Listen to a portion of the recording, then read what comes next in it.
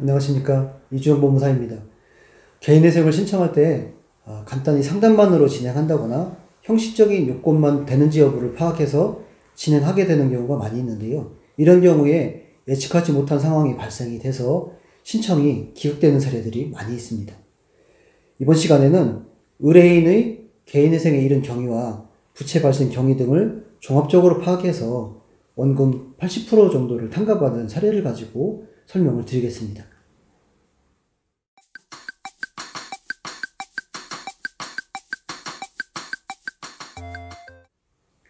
사례를 살펴보면요. 신청인은 최근 인가를 받았는데 총 부채가 원금과 이자를 합하면 3억 5천만 원이었습니다. 부동산이나 자동차 등 별채권도 있는 상황이었고 또 이 담보부채권인 채권 9,700만 원을 제외하면 갚아야 할 원금이 2억 5천만 원 정도 넘는 금액이 되었습니다. 이 중에 36개월간 총 변제액은 5,700만 원으로 총 탕감 금액은 원금 대비해서 약 1억 9천만 원 정도가 되었고요. 변제율이 23% 정도에 이른 사건이었습니다. 개인회생 진행할 때 가장 중요한 사항은 신청인의 부채 발생 경위하고 생활 상황 등을 상세히 파악해서 각 사안에 따른 맞춤형 절차 진행이 되어야 기각이 되지 않고 성공적인 개인회생을 진행할 수가 있습니다. 이 사건을 구체적으로 접근해 보겠습니다. 신청인의 경우에는 정기적인 수입이 최근 급격히 줄어든 사례였는데요. 그 이유는 건강이 좋지 않아서 휴직을 했는데 휴직하면서 받는 수입이 급여의 일정 부분만 지급이 된 상황이었습니다.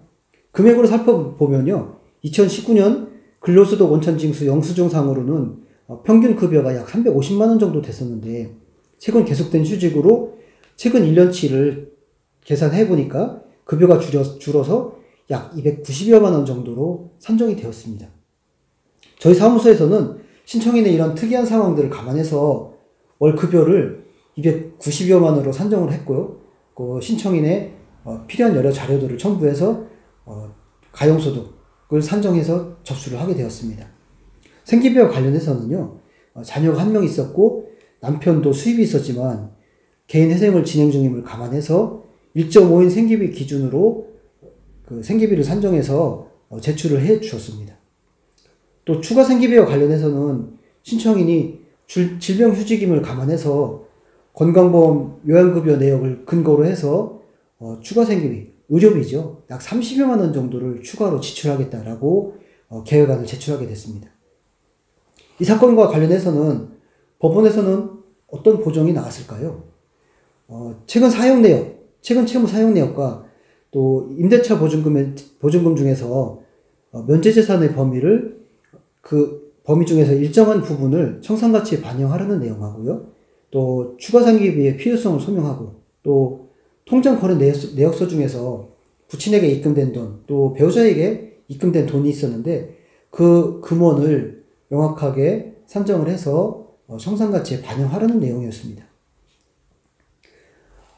최근 채무에 대한 각 사용내역 소명과 관련해서는요, 사용내역을 저희들이 표로 정리해서 기존 대출금 상환과 또 카드 상환 등으로 사용된 내역들을 상세하게 표로 정리해서 제출해 드렸습니다.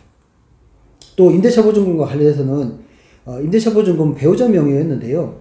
미 보증금 2천만 원 중에서 면제재산 범위인 1,700만 원을 제외한 나머지 300만 원을 청산가치에 넣었는데 그 중에 또 저희들이 2분의 1만 배우자의 재산으로 간주를 해서 150만 원만 청산가치에 반영을 하였습니다.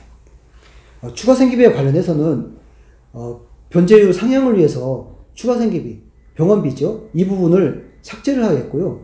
나머지 또 부친과 배우자에게 입금해준 돈이 상당히 많았었는데 이 돈도 그 부채 변제를 위해서 사용이 되고 생활비로 사용된 내역들을 소명을 하면서 부친이나 배우자의 경우에도 지급불능 상태임을 소명을 했습니다.